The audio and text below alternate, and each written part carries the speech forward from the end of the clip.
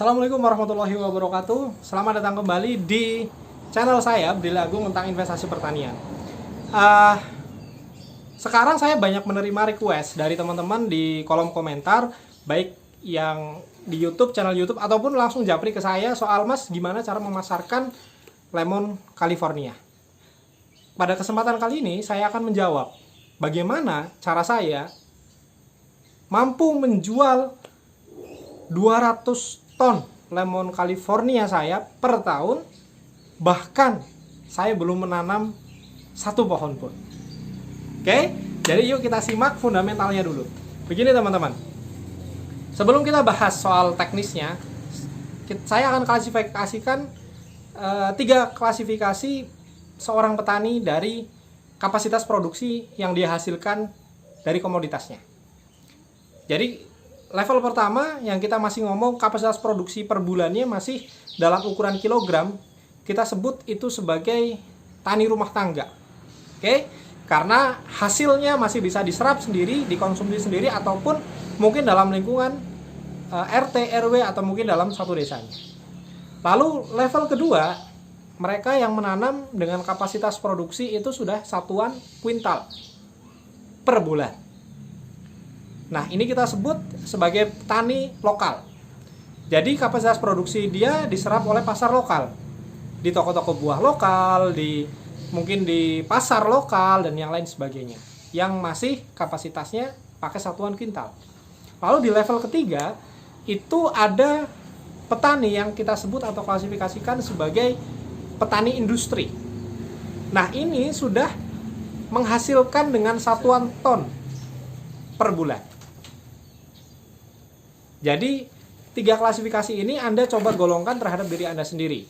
Karena pada sesi ini, pada video ini, saya akan membahas di klasifikasi ketiga yang saya lakukan, yaitu di petani industri. Bagaimana kita menyiapkan komoditas kita untuk dilempar ke industri. Itulah kenapa memerlukan kapasitas dengan satuan ton per bulan.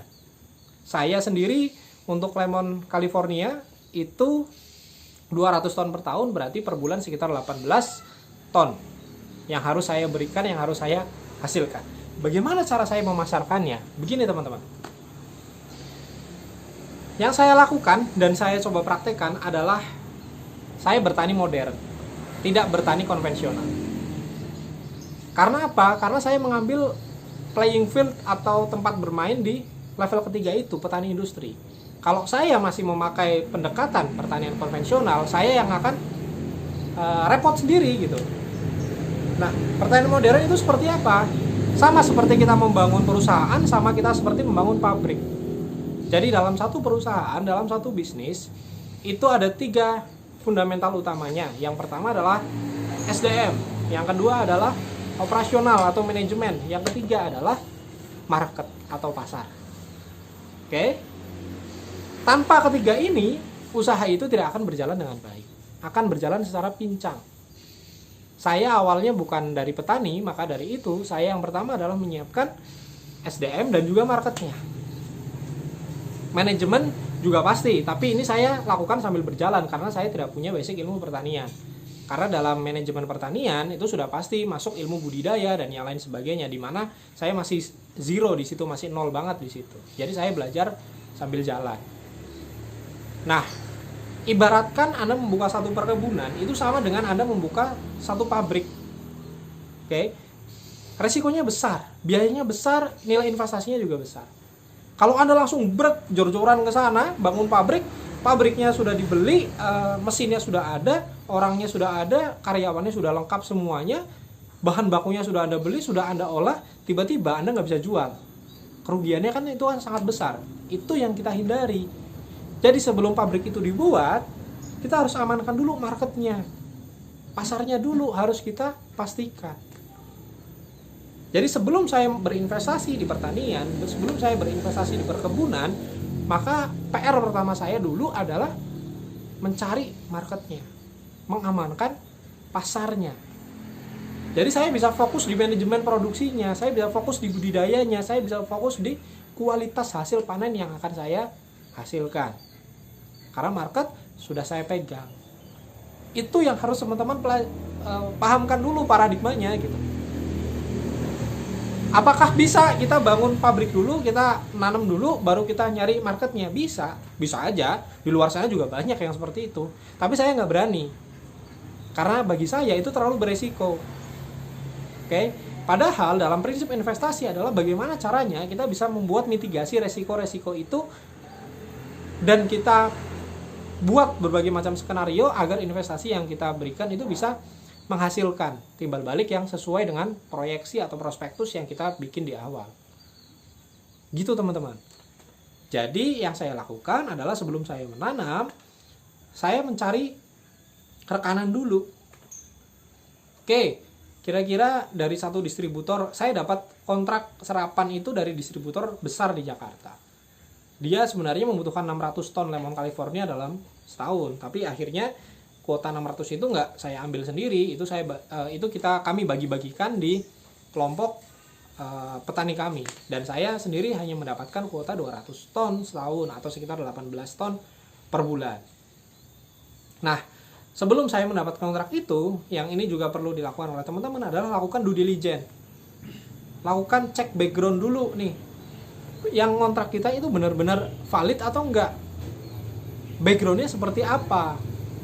Latar belakangnya seperti apa, historinya seperti apa, track recordnya seperti apa. Dan pastikan selalu ada hitam di atas putih. Ada kontraknya tertulis, di situ bermaterai, di situ aspek legalnya jelas, hak dan kewajibannya jelas. Berapa aset serapan yang, kalau saya prinsipnya adalah saya tidak akan memasukkan poin harga dalam kontrak itu. Karena harga saya yakin itu fluktuatif mengikuti pasar. Yang saya amankan adalah kuota penyerapannya 200 ton itu. Soal harga nanti mengikuti pasar. Ketika harganya lagi rendah ya saya akan jual sesuai pasar. Ketika harganya lagi tinggi ya akan saya jual sesuai pasar. Itu yang harus teman-teman pegang. Cek backgroundnya, cek track recordnya. Saya datang sendiri ke kantornya, saya lihat teman-teman petani yang bermitra dengan distributor ini, saya cek sendiri bagaimana transaksinya, bagaimana cara dia menggandeng petani-petaninya. Begitu semuanya sudah valid, datanya sudah saya cek, baru saya beranikan diri untuk mengikat kontrak sama dia serapan 200 ton per tahun 18 atau 18 ton per bulan. Baru saya memikirkan bagaimana cara saya membuka ladangnya, membuka kebunnya. Nah, menanam 200 ton per tahun itu butuh 2000 pohon. 2000 pohon itu butuh kurang lebih 4 hektar. Apakah saya harus beli tanah itu semua sendiri? Jelas nggak mungkin. Permodalan saya tidak sebanyak itu gitu, karena saya masih petani pemula.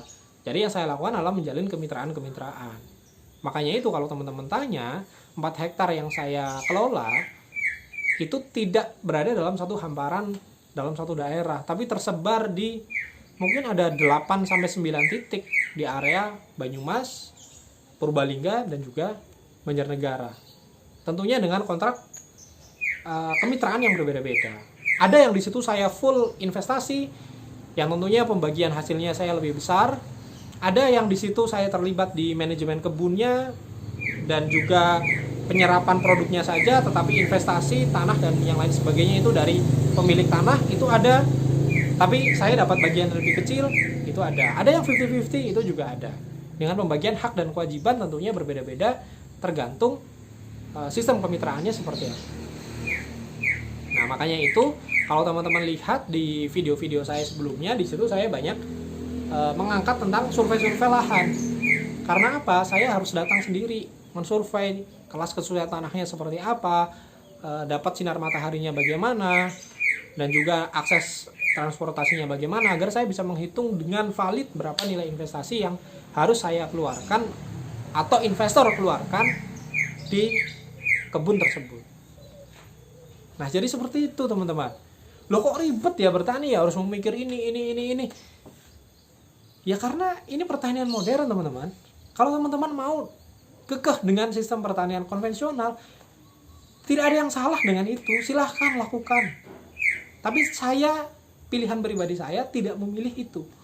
Saya memilih menggabungkan ilmu manajemen modern dengan ilmu supply chain, rantai distribusi yang saya jaga betul, agar investasi yang saya berikan itu bisa memberikan feedback atau keuntungan yang sesuai dengan yang saya planningkan atau saya prediksikan.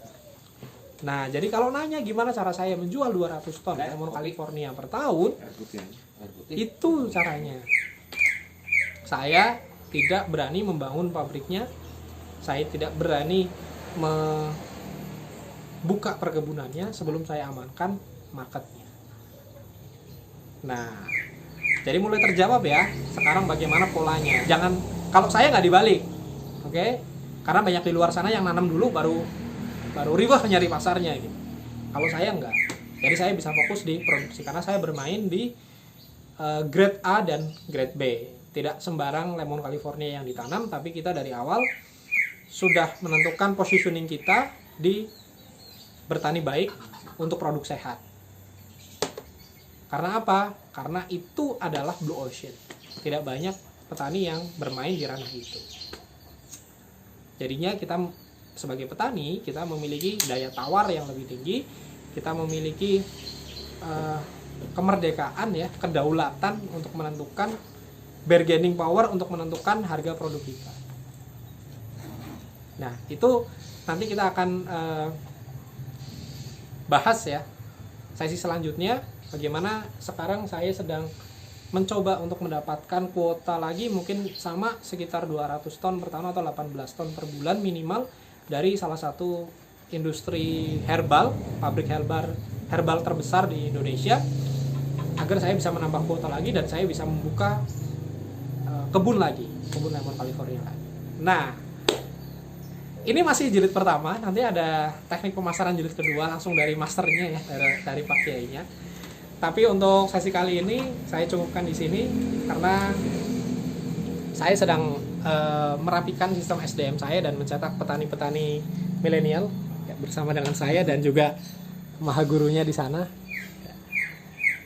Nanti kita akan lanjutkan lagi di konten selanjutnya tentang bagaimana cara Anda memasarkan produk pertanian Anda. Terima kasih, saya Bri Lagung. Jangan lupa like, comment, and subscribe. Assalamualaikum warahmatullahi wabarakatuh.